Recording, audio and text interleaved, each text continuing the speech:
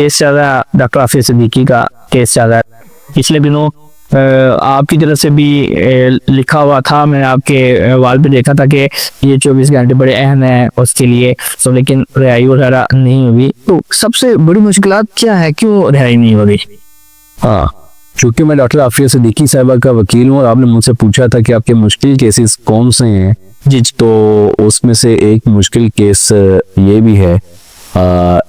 लेकिन इस केस में एक अहम बात यह है कि जो इस्लामाबाद हाई कोर्ट के जस्टिस सरदार एजाज इसहाक साहब हैं, चूंकि ये बुनियादी इंसानी हकूक का मामला है और उन्होंने हुकूमत को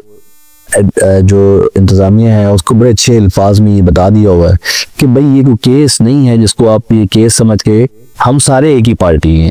ये कोई आपस में कंटेस्ट नहीं है हमारा, और ये इनक्विजिटोरियल किस्म की प्रोसीडिंग है, एडवर्सरियल प्रोसीडिंग नहीं है। और इसका मकसद यह है कि हम एक पाकिस्तान की जो बेटी है, पाकिस्तान की एक शहरी है, उसको उसके बुनियादी हकूक को फराहम करने के काम करें। जहाँ तक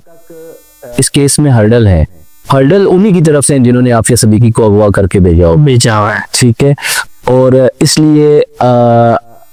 हुकूमत चाहे भी तो ये हुकूमत तो बिल्कुल बेबस है। इस हुकूमत में वज़ीर-ए-आज़म शहबाज शरीफ साहब ने अभी खत लिखा बाइडन को,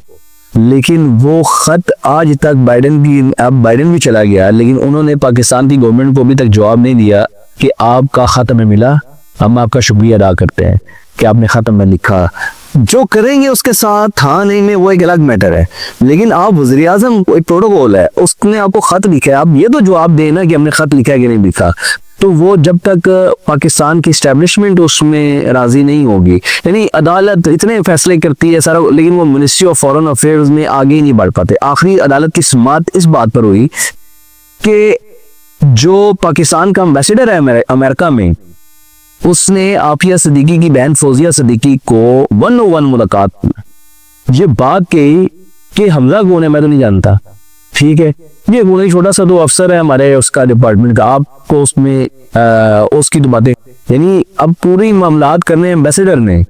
और इन्होंने मिनिस्ट्री। तो उसके बाद जज साहब ने हुक्म किया अगली तारीख से ना एडिशनल सेक्रेटरी जो है वो अदालत में पेश हुआ करेगा, पहले भी ऑर्डर था। तो इसका मतलब ये है, सिंपल सी बात यह है कि जो अदालत भी ऑर्डर करती है, जो हम भी कोशिश करते हैं, वो पाकिस्तान के जो ब्यूरोक्रेसी के निज़ाम है ना, तो उससे बाहर नहीं निकलने दिया जाता,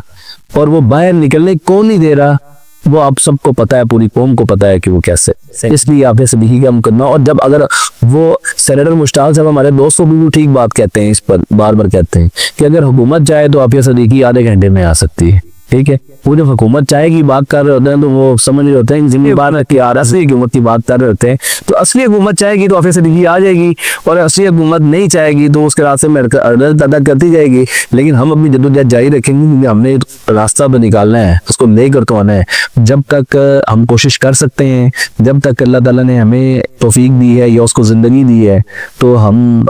उसको इंसाफ दिलाने की कोशिश करते रहेंगे।